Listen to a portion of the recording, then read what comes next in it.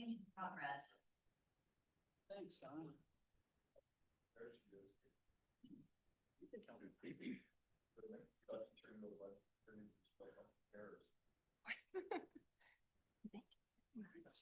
That's your computer tonight. They're 100% organic. No pesticides. Thank you.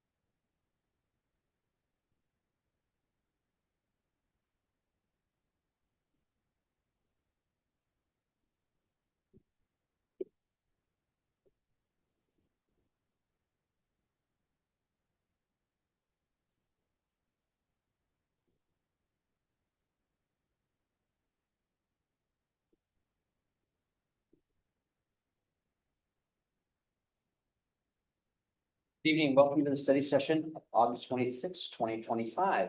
Donna, will you roll call, please? Will. Councilmember Blush, Here. Councilmember Stearns. Here. Councilmember Gilmore, Here. Marinesco. Here. Deputy Mayor Sherman. Here. Councilmember Sapp. Here. And Councilmember Gutierrez. Here. Thank you, Donna. You're welcome. Tonight, Public Works Director Jay Harris has information for us about Coda Street. Good evening, Mayor, Deputy Mayor, and Council. Jay Harris, your Public Works Director. Coda Street Traffic Calming Project Update. It's been about a year and there's been a lot of conversation about the street, and I wanted to just go over a bunch of materials with you this evening. So on the first slide there, I got just go back just one slide if you wouldn't mind. There, yeah. So we have 2013, that came from Google Street View. 2023 right before the project, and then 2025 after the project. And so the calming measure that was chosen is reverse curves. Some people call them chicanes to try to slow traffic down was the calming method. And I'll get more into that in a minute. So I'm going to go back in time a little bit. So in 2015, the Community Development Department did a community vision action plan. It's a full manual. I don't know if folks have seen that. It's really good reading. And if you haven't looked at it in about a year, it's really good to pull that out and flip through that. So this was a vision in 2015 that's how far back some of these elements went. So so the street improvements were part of the downtown vision plan. So you can see bicycle parking, you can see that they have bike lanes on the roadways that might be Railroad Avenue down the road. And then the alleys where they were paved a little different and a lot of landscaping and that sort of thing. And then street seating was a main thing on the street improvement plan. Next slide, please. So also they had a thing called a Green Street Loop. So that went down 7th, down Coda, down First, and then up Cedar Street.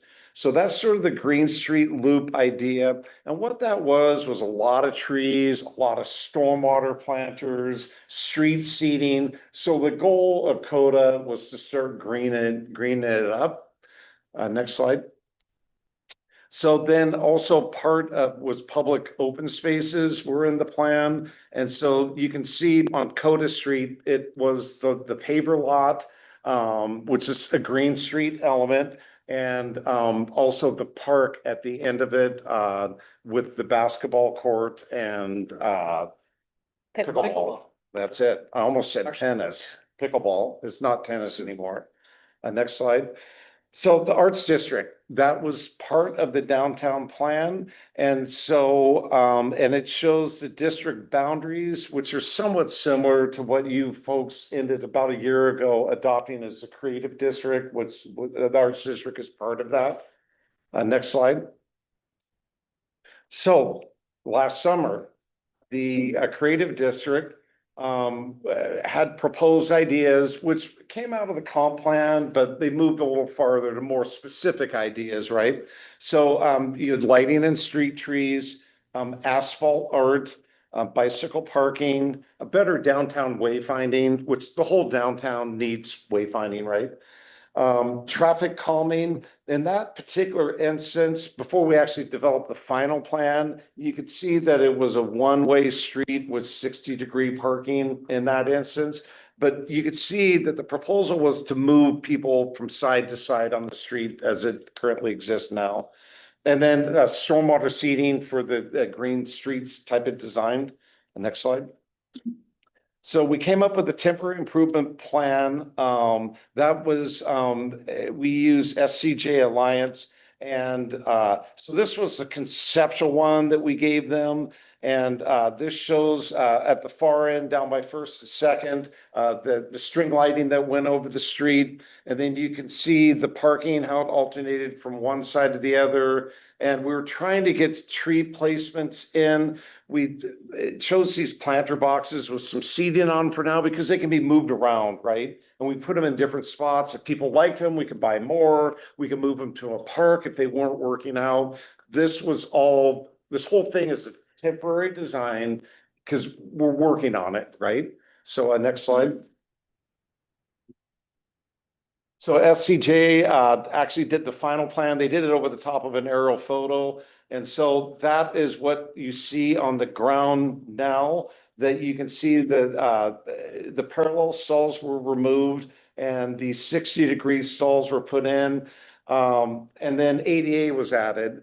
So we're required by the public right-of-way accessibility guideline manual that when we change striping, that we got to put in handicap stalls. So however it goes tonight, we have handicap stalls on the street somewhere, right? And I'll go over that in a little bit. You can see that, go back just real quick on the hatch areas though, those are going to be future planters in a final configuration. Wherever we end up with the configuration, we want to go to a Green Street design, right? Next slide, please. So from first to sixth, there was 66 parallel on-street stalls and there was no ADA at that time. Those were put in a long time ago. And we put in 65 parking stalls. We didn't hit each block count. There's a few more up here, a few less down on the other end. And then there's 5 ADA stalls in the 65 and then 1 loading stall. And that's at Telecare. There's also a stall that's hatched off in front of Telecare right now that was for the mailbox. Come and find out the post office is supposed to pull in, deliver their mail, and then leave again, right? They can't back up. Okay, well, we didn't know. So anyways, that could probably get us back up to 66 with the 1 loading stall in front of Telecare. Next slide. So traffic calming complaints. This is for any project just in general, and then I'll get to the specific comments that we received. Most of it is a negative impact that people have on vehicle operations and accessibilities. There's a little additional travel time because you're going slower. That was the intent, right? That could be because of the chicane design or speed humps, a roundabout type of traffic circle design, other ways to slow people down, right? Larger vehicles have hindered access, whether they're parking or going down the road. It's a little tight and they go slower. The emergency response vehicles, though, it does, whether it's the police leaving or this could be a fire truck, it does affect their response times a little bit. We do have railroad though, that's more of a through corridor, right? And then there is some wear and tear on vehicles, mostly for the traffic speed humps where you're going over the bump. So some community opposition, neighborhood disruptions. So that the placement, you got a speed hump right in front of your house. You don't like that, right? Because you can hear people's shocks all the times and their brakes and accelerating and all that. There is some inconvenience. People feel that it might impact their property value. And then the construction of the actual improvements cause problems, right? That this temporary striping wasn't too bad. It took a couple days, right? When you go in though, and if we had all the money in the world and we went to a permanent project with stormwater planters and all that, that's significant. We're doing concrete and stormwater work and roadway work and all sorts of things. So when we get into future phases of this, there are some construction impacts and we try to minimize those. We give a lot of notification here, a lot of pre-warning, website information. We put up the signs, the reader board signs that are out right now for Fifth Street for the fencing project we're doing there. So we do a good job of trying to keep people informed. So then people question the effectiveness of certain measures, especially if speeding still exists, right? So if you put in traffic calming measures and people are still driving too fast, or there's still a ton of volume, because they do cut down on volume also, right? That people go out there and they decide to go another route because they don't want to drive through the chicanes or over a speed hump or around a roundabout. It changes traffic behavior also. And then I talk about noise, braking, accelerating. So they can be expensive. And then benefits of that expense are questioned by people, right? And then you can use a little more fuel if you're braking or accelerating a lot. Some of that speed humps where you're going over a pretty major transition. And then finding solutions. So public engagement and communications, that's why I'm here, right? And that we need to involve the community in the planning, decision-making process, and is vital to addressing the concerns, building support, and not everybody's going to support it, but general consensus, right? And then we tailor solutions for each roadway segment if possible, or each corridor, right? And so that's good, especially when you have a temporary thing in, we can still tailor make things here, right? And there's not a one size fits all, and we're trying to minimize negative impact, i.e. cut through traffic and speeding, and trying to maximize benefits for the corridor and the property owners. And so we got to evaluate and adapt. That's why we're here. And then post-implementation measures are crucial. We need to assess the effectiveness of these measures and make any adjustments and try to address as many concerns as we can, obviously. And then we need to find that balance, right? Traffic calming, there's always a balance that you're looking for safer and you're looking at more livable communities, but then you want to minimize the potential inconvenience, disruptions to the fire department, police, that sort of thing to be successful. Next slide. So prior to 2024, cars were traveling at excessive speeds, cutting through, and then they weren't stopping for pedestrians at the crosswalk. When you're going a little faster, you just tend not to do that. For example, you go over by Safeway there, those flashing beacons have helped a lot. I don't know if they get your attention when you're driving through there. When they're going, you definitely stop, right? So, and then the roadway's rough. It's still rough now. We're working on plans to address that. And then there was lack of ADA parking. And that's a general comment. The downtown needs some more ADA on-street parking. So after the 2024 project, you guys have probably heard more than I have, okay? So, but this is the stuff I picked up on, that larger pickups can extend out into the travel lane at times, right? The roadway curves make the road more difficult to drive, and that vehicles can park in the actual travel lane. And there was reasons for that, that the striping you could still sort of see for some of the stalls. We got a lot of that addressed. The striping needs to be tuned up. I'll talk about that in a minute. but it's starting to fade out because it's on concrete. And that's one of the reasons why I'm here is we need to get some more paint down on the road. Whichever way it goes, we need paint down on the road. And then a car turning right in and out of a driveway, they might have to swing into the lane for a second and sort of get out of the way of the car. If there's a car coming the other way, they might need to slow down, or you might need to just wait and then turn right in or out, right? And new lane lines aren't very visible, the existing parking lines. We went through and fixed that part of it. We actually added reflectors too that help brighten it up. There's quite a few more things we can do to the existing roadway. The post office wouldn't deliver to that mailbox. They didn't want to back out. When you're backing out of a diagonal stall, you can't see the car coming. That's with any parking lot. When you're backing out, and if there's two cars on each side of you, it takes a second. Luckily, your backup camera though, and your car will beep now on newer cars. If you have an old car, it won't, but it will stop you, if you try to pull out. But in a minute, I'll describe that the traffic is slowed way down. And so backing out should be similar to a parking lot. They might be moving a little faster, but, and the stalls are at 60. So it's a little easier to get out of them. They're not perpendicular stalls. And then there was a comment that there's already adequate street parking prior to the change. And now with the new paving parking lot, there's even more parking. And that's true. There's a lot more parking. And we're at about the same numbers. The locations of the parking has changed a little bit though. This end is a little heavier on parking. And then I just quoted what the person said, that whoever came up with the idea for the change clearly did not seek input from others, because the consensus of the project is a mistake. Okay, so that was in an email that someone had sent me. Next slide.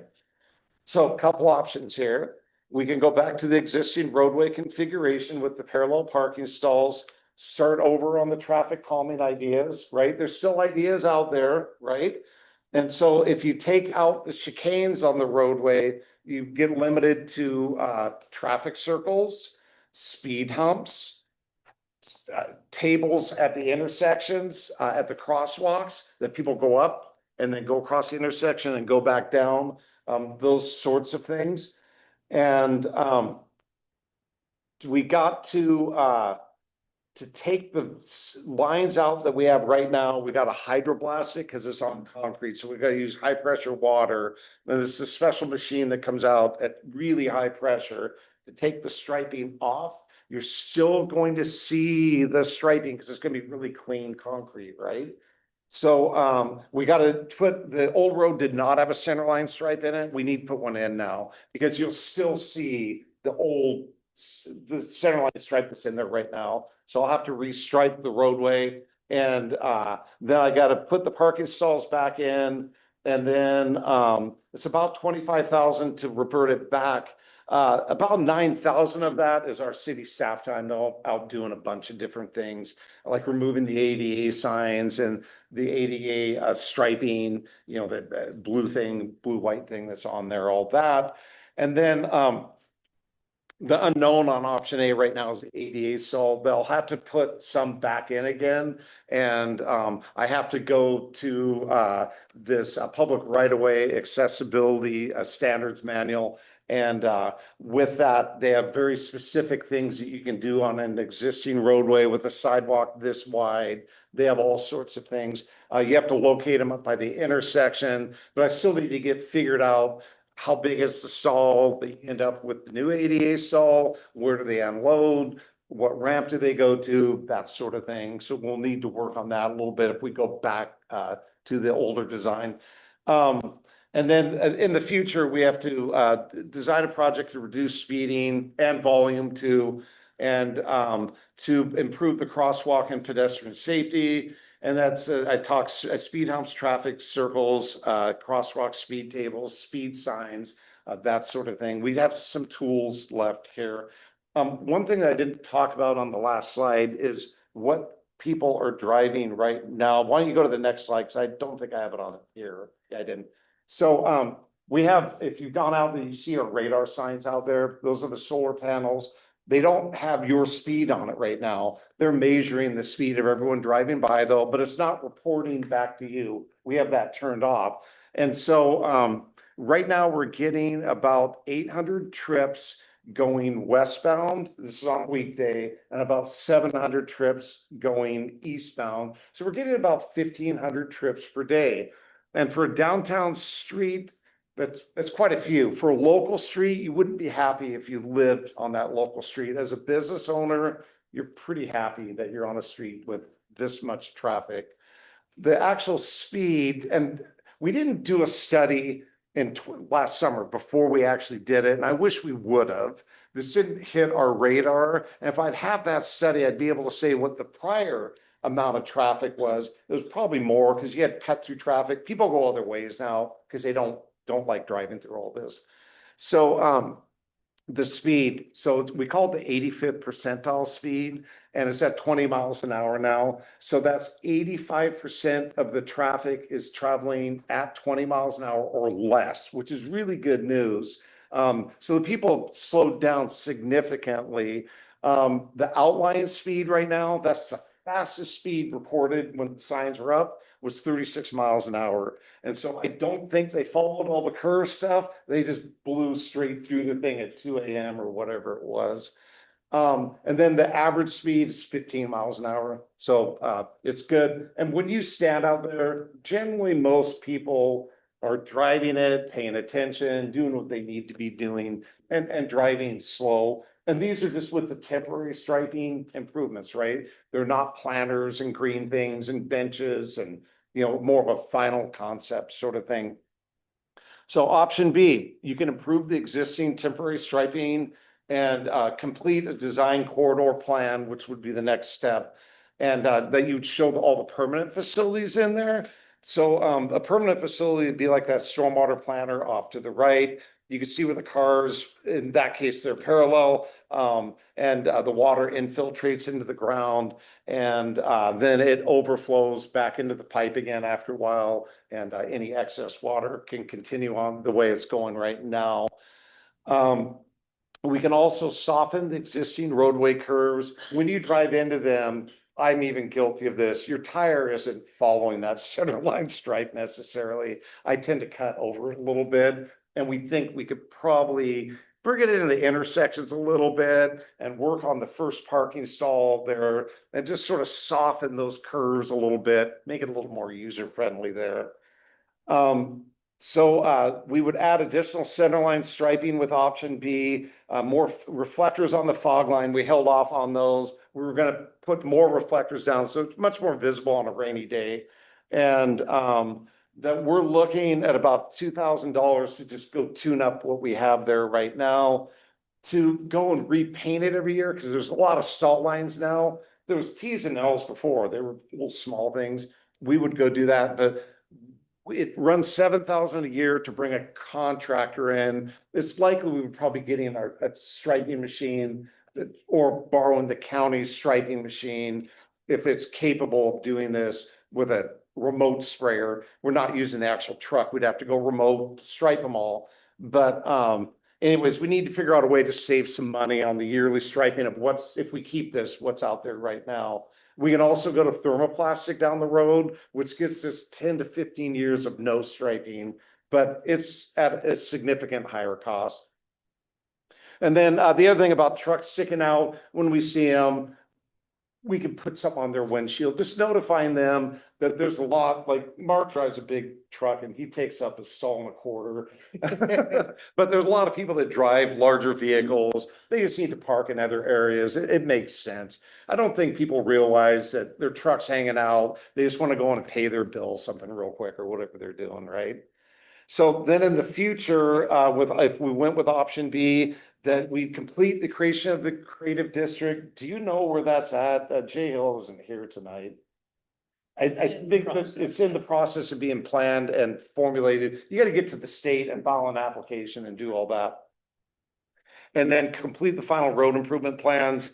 Eventually install the Green Street water quality planters, and that would be with any final configuration. We go through the temporary, we decide we like the temporary, and then we're going to move to a final phase, because once you start putting in curbs and stuff, you don't want to go back, right? Okay. And then some of the concept that was in the creative district was intersection murals. You can see that down the bottom there. There's a community that they came out, painted their mural. This was by a little high school from what I remember. And so then there's candlesticks around it. So that's in the center of the intersection. The intent is for you to go around it and then turn and make your turn. These circles though don't extend back super far. There's some people that like to shunt and go straight and you're supposed to go around the circle, not take your left and cut the lane and get through a little quicker, if you know what I mean. So anyways, everything has issues though with traffic calming or streets or any of that. So anyways, so next step. So I just need consensus direction to move forward with either option. And then we'll have to bring a striping crew out to assist us with the hydroblasting and all that. And then option A will require a design of those stalls, might take a few weeks. It's gonna start raining soon. You can't paint in the rain, right? So it might happen next spring, depending on Mother Nature. And then I also need to know the availability of a couple different striping contractors. They might be booked out for the rest of the season, so I need to check in with them for either option at this point. So that's it. I'm available for questions. Right, comments or questions? How much is the thermostriping gonna cost? The thermoplastic, Yeah, it's about 4 times as much. 4 times. Yep. But it lasts how many times longer? About 10 times. Like Yep. 10 10 years, yeah. Yep. But you want to make sure you have your final, this is what we're keeping before you make that investment. Oh, yeah. So right Yep. now, it's more of a temporary thing. We would want to make that investment at this. And we might be able to do it for cheaper. We're have in our budget a thermoplastic striping budget now. And so we're buying the materials and then we're borrowing the county's thermoplastic machine. You throw the blocks in there, it melts it and it oozes out of the little tray. And you got to watch what you're doing. You want to shut it off when things are going wrong, right? Hot plastic. Yep. Lindsay, anything? It's my personal opinion that I do not think this design works for our city. I don't think it works for our roads. I've had a couple of close calls with pedestrians. There's a large truck that has parked in front of Telecare a couple of times. I travel about 15 miles an hour. I go slow, but I can't see the curb at that crosswalk. And so I've had people step out in front of me in the crosswalk. And I've had to slam on my brakes. Thankfully, I go slow, but if a person were to be hit in our crosswalks, our city would be sued. And I have serious concerns for people using our crosswalks. I don't feel that this is a very safe design. Also, I do avoid going down this road. I think the curves are too sharp. Yep. And I also think backing out is dangerous. It is faster than a parking lot. I've been hit in a parking lot and I would not want to be hit on Coda Street. So I will be voting for option A. And just, we're not voting, this is a study session, right? Okay. But I will be I supporting just need option A. consensus where we're going. Yep. I share a lot of the concerns you just did. I happen to like it, but I definitely get it. As it is now, it's definitely not perfect. I do like a curvy street. I think it slows us down and it makes me like to stop on Coda more. And I feel like, or that's just based on what I witnessed. I know we've got a lot of people downtown a lot. So I like it, but it's definitely, it does need to be clear. It's definitely hard to see as it is now. So the long-term plan needs better curves and everything else, but I would like to see. All right, Melissa. I definitely think the curves could be softened and, I mean, the whole design could be, improved upon. I kind of have mixed feelings about it. I don't really mind it personally, but, obviously we've all gotten a lot of complaints about it too. I'm not sure. George? I've heard about it all the time. I still hear about it. People come in and let me know, being downtown, I'm definitely afforded the luxury of hearing your opinion, whether I want to or not. So, I think we need to go with option A just upon things that I heard. And with the long trucks sticking out the back as you're coming down that road, I've seen a few times. I drive a big van, so I wouldn't park on that street. I do that on purpose because, that you'd figure there would be a little bit of a factor there where people will say to themselves, hey, maybe I shouldn't park here because how that's set, but that doesn't seem to matter to some people. They're just gonna park wherever or however. So I think the old way works better, the way it used to be. That's what I would go with. Thank you. I tell you, it is a complicated road. You cannot see in the rain, you cannot see in the sun. From day one, when it was first done, you drive down the road in the sun, you can't see where you're supposed to go. In the rain, you can't see where you're supposed to go. And as for complaints, I don't think that there has been one day in this whole year that I've been out in public that I have not had to hear about Coda Street. I even go to Target in Olympia and I hear my name being yelled from 50 feet away, and the first thing they say is, whose idea was Coda Street? I think it's too narrow. I think the concept may have been a good idea for a wider road. Coda is not that road. It needs to go back to option A, and I hope that you can do it before winter hits, because it is the bane of my existence sometimes. That road is nothing but complaints. I've not heard one good thing about it. I think Chambers said they're getting 50-50 comments on it, but I don't know where they're getting the other 50, because I have not heard one good thing about Coda Street. I've heard a lot of good things about it. That it does slow down traffic, and it is actually safer to not parallel park, but go into diagonally.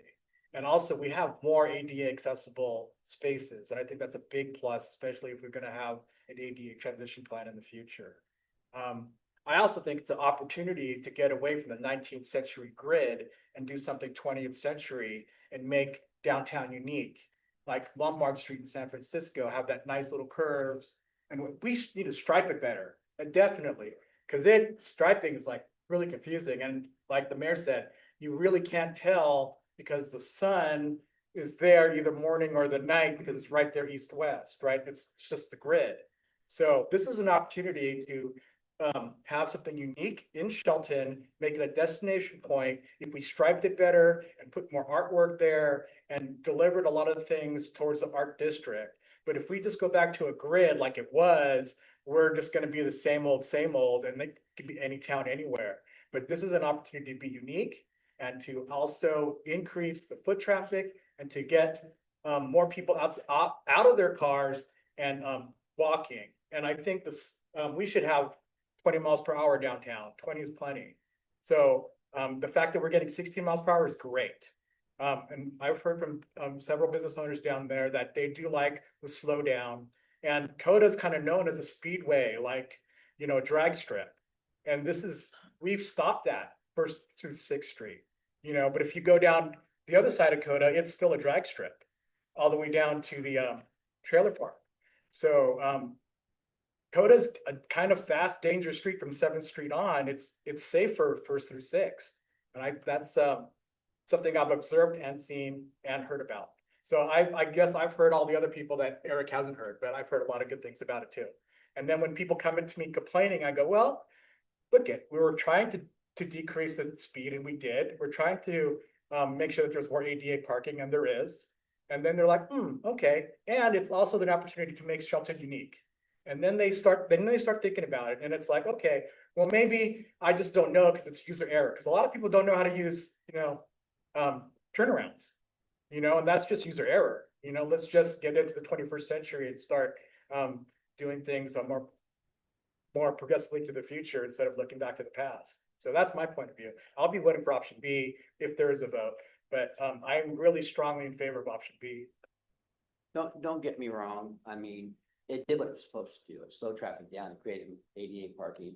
It did that, but it created, I think, more problems than it solved. So I think it's just not wide enough. I think kudos to staff for trying to come up with something different. Let's put in some of these mid-crossing what are they called? Speed humps or whatever they're called. Let's put those in. And by the way, it's just not Coda where people were driving fast. Railroad is a racetrack. I mean, you go down Railroad and you can stand out there and at least every 10 minutes there's a car doing 50 miles an hour. So it's just not Coda. So let's put some speed bumps in if that's possible. And we look at the cost of that if we want to still keep traffic slow. I know they've got them in Lacey in this neighborhood, and it says 5 miles an hour. It means it. I mean, my car like went airborne. I was doing like 10. So I'm not aware of any speed humps in this community, and typically you get a lot of complaints on speed humps too. but the end result is it created more issues than I think it solved, and I think it should go back, and it should go back probably sooner than later, that's my opinion. I think if we're waiting on Sharon's, opinion on that. Well, I have lots of opinions on that. So, before this all went in, my car got hit. Somebody was doing 60 down Coda Street and they hit me right in front of Urocco at 60 miles per hour. They were really, really going fast. So when this change happened, I was like, cool, let's see how it goes. I'm open to new ideas. I still see people going fast, and you guys all know I walk a lot. So, but the problem is in the morning, like he was saying, you can't really see the line. So they're still going straight down it if there's not cars parked there. So there's that. I have asked people who work for emergency services, and they say they hate using Coda now. They'll try to avoid it. But the bottom line is I've had 2 people tell me they love it and hundreds tell me they hate it. And the problem is it's not about me. It's not my personal opinion. It's the community. And that's what I'm here for. I'm about the community. So I have to tell you what they've said. They're not happy. So because of that, I think we're gonna have to try option A, but I'm open to doing some new things with option A. Maybe there's something better than getting hit at 60. You know what I mean? There's probably something else out there that we can do. I know everything costs money and we're always gonna make somebody upset. That's the bottom line. So, but try new things, just like back on Railroad when they did the backup parking. They tried it, found out they didn't like it, and they put it back. That's okay. You try something and you learn. So we tried something. It's not really working out for our little community, and so we'll try something new. I think that's consensus to go that option. Good. That's what we needed. Get some refined numbers, refined plan. Bring it back to council, so you have an idea, and certainly add some public communication around this, so we understand when the number's gonna take place and what the results may look like, what makes in the near term. As well as continue working with the creative district folks and businesses on Photo and the Chamber of Commerce on how we can maybe achieve some of the goals that were in the 2015 visioning plan. All right. There's nothing else. Thank you, Jay. Thank you. We'll move on to Police Captain Dan Patton, have details about Blue Bridge.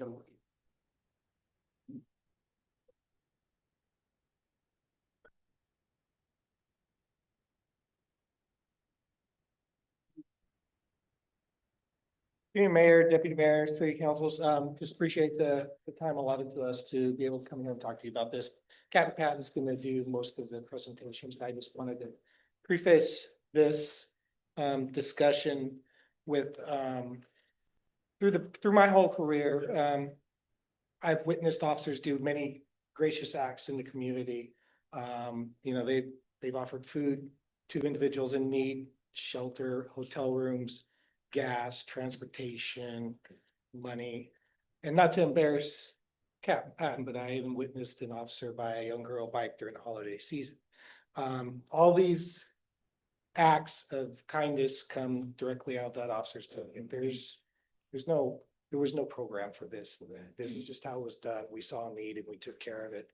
And although that law enforcement is our primary responsibility, our core role as caretakers of the community. And I think this program will definitely enhance our ability to do that. So with that, to cap that. Awesome.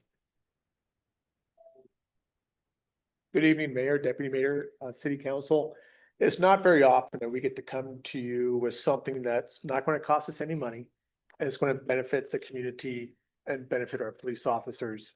So earlier this year, when I heard about the Blue Bridge Alliance program, there was only a few departments in Washington State, Port Angeles, Aberdeen, Redmond, there's a couple more. So what this program is like the chief said, many times our officers are taking money out of their own pocket to help purchase a necessity. And in this program, we're going to take donations in from the community, and 100% of that money goes back to our community. So, and then our police officers will be the ones that make the decision what they feel is an appropriate need for that for that funding. We do give them some parameters. They can't go buy themselves Big Macs at McDonald's or anything like that. And we'll have a policy and set and a training program for the officers. The officers will have it's like a debit card with the Visa logo on it. The chief and I will control how much money they have on that based upon donations. And when they use that card for a need, they will have an app on their work phone. Very simple process. They take a picture of the receipt, and then they're going to write a little synopsis, 3 lines or maybe 3 paragraphs of what the contact was like. Number one, this does increase job satisfaction. It's no secret that there's not a long expectation of life after retirement for police officers. In fact, on average, police officers will experience 178 critical incidents in their life. The average person will experience 2 or 3. And so the key to success to our officers is to get their mindset away from the horrible side of policing and what they can do in the community to make things better. And the police officers that do that, I see them have success after retirement. They're actually happy. They understand. So, also, no big secret, right? We're at an interchange with public trust with the police department. And what better opportunity for the police to interact with our community, with our members, by being able to assist those in need.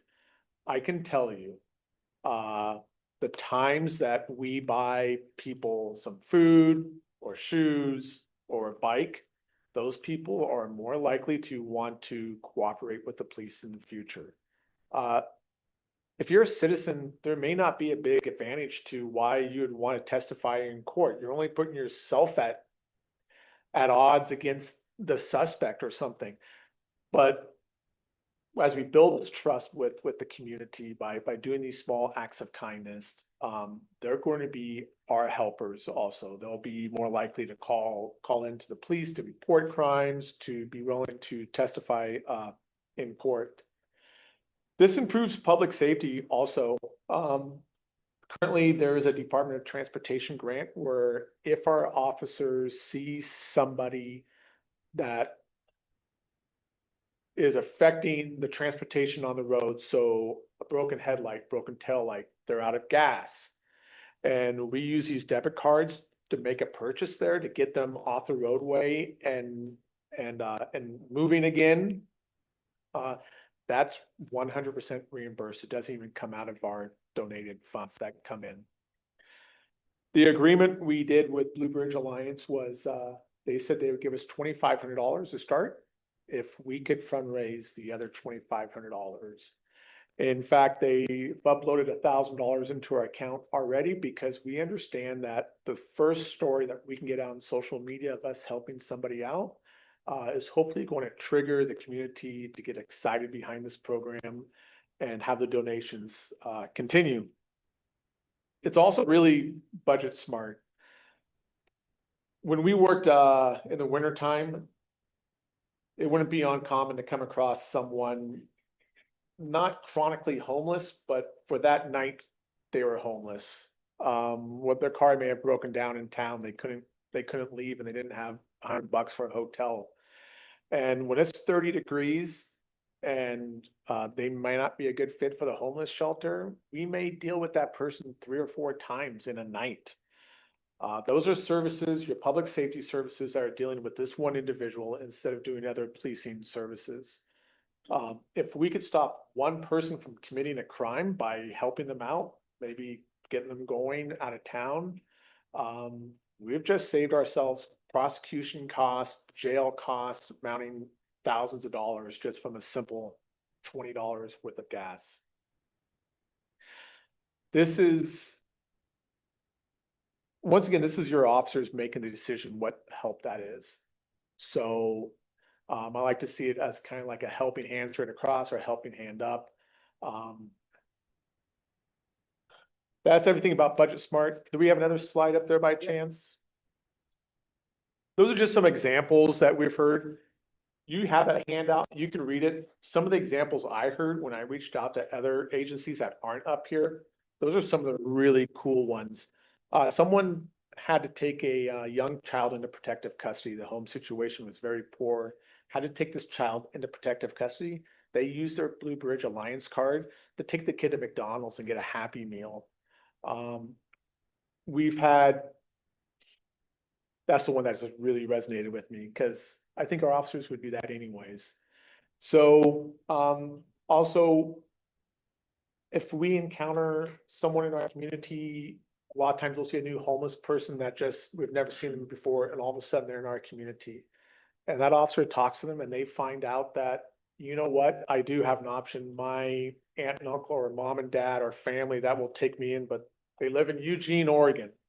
And, you know, I don't have any money to get to Eugene, Oregon. The officer can purchase a bus ticket on Greyhound through the Blue Bridge Alliance and get that person a one-way ticket to Eugene so that they can have a family support network, hopefully to get this person up on their feet. So the funding is coming from the community. We're having an impact on our officers by having them doing something positive. We're building the trust with the community. We're having an immediate effect on the community.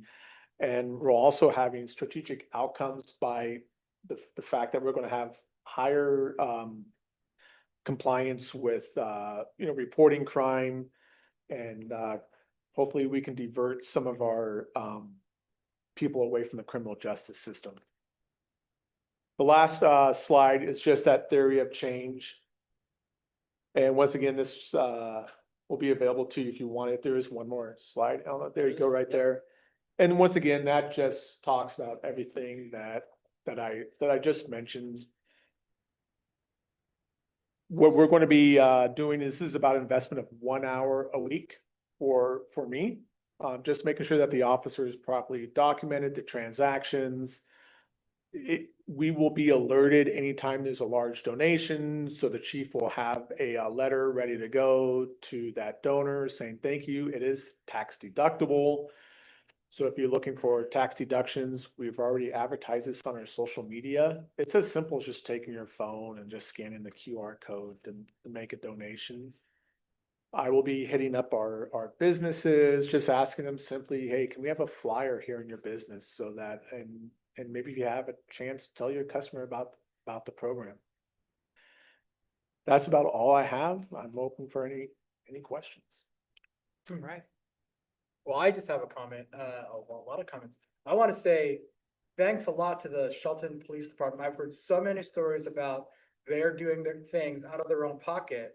And this is a great way for community policing to formalize it, to make it part of city policy, that we are not just there to be punitive. We're there to be community members and to help out the community, like everyone thinks about what oh gosh, what was that show with anyway, maybe RFD with the sheriff and everyone in town knew each other, right? So that's the kind of community policing that I'm for, and I really want to say that our police force already does it, and this formalizes it, and I'm 100% for this program and all the reasons that you gave, Captain Pat.